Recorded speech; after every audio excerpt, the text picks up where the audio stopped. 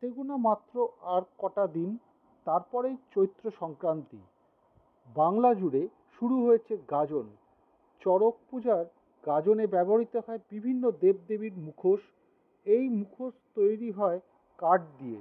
এই ধরনের কাঠের মুখ তৈরি করেন দক্ষিণ দিনাজপুরের বালাপুরের বাসিন্দা গণেশ বর্মন।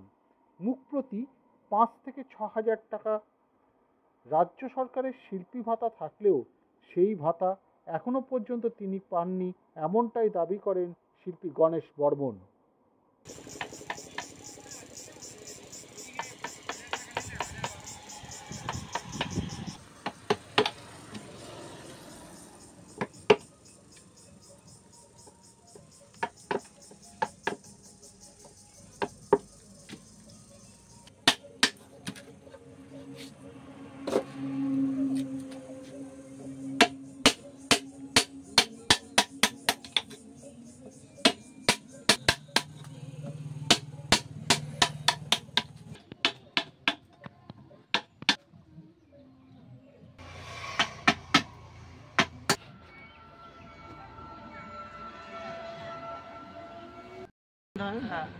পুরোনোটা আনতে হবে না, ঠিক আছে। আগের থেকে এটা একটু অন্যরকম হয়েছে।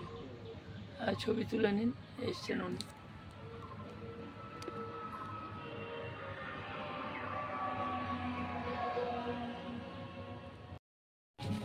আমার এই কাজ আগে মাটির কাম করতাম, তো মাটির কাম ছেড়ে দিয়ে এই কাঠের কাজ করছি, মানে ২০-২৫ বছর হচ্ছে আর কি। এই কাজ করে কতটা লাভবান হচ্ছেন? লাভবান খুব একটা হয় না, চলে আর কি। হ্যাঁ। আপনি কোনো সরকারি সাহায্য পাচ্ছেন? না, আমি সরকারি সাহায্য পাই না। কাউকে বলেছেন? আমি বলি। কি বলে তারা? বলে যে হবে হবে। কাকে কাকে কতজনকে বলেছেন? নাম তো আমি জানি না। আপনাদের পঞ্চায়েত সভাপতি থেকে শুরু করে তপন বিধায়কের কাছে জানিয়েছেন? না, ওগুলা জানাই না। কেন জানান? এর আগে গেছিলাম আমি, এর আগে অফিসে গেছিলাম। কোন অফিসে? বালুঘাট।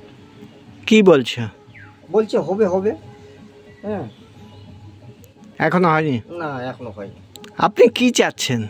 আমি এমন কিছু না, আমি চাচ্ছি যে আমার একটু সরকার একটু তাকে দেখুক। হ্যাঁ, আমার একটু কিছু দেখ। আমি গরিব মানুষ, দেখেন আমি এই ইয়াতে আছি। আপনার এই শিল্প কাঠের কাজের মুখোশগুলো কোথায় কোথায় যায়? এগুলা মানে বিভিন্ন জায়গায় যায়। যেমন দক্ষিণ দিনাজপুরে কোথায় কোথায় যায়?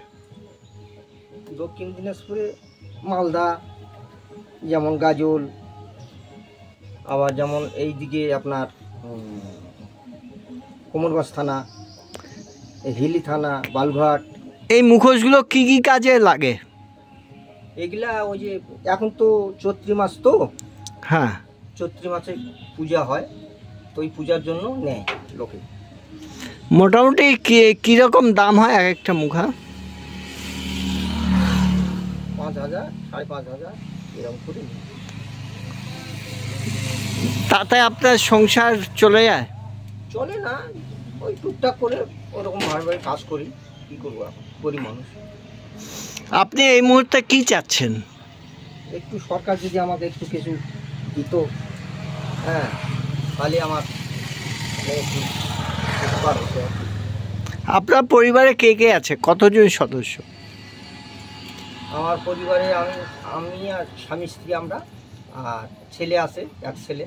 ছেলে কি করে? ছেলে ওই মাটির কাজ করে। আপনার নাম? আমার নাম গণেশ বর্মন।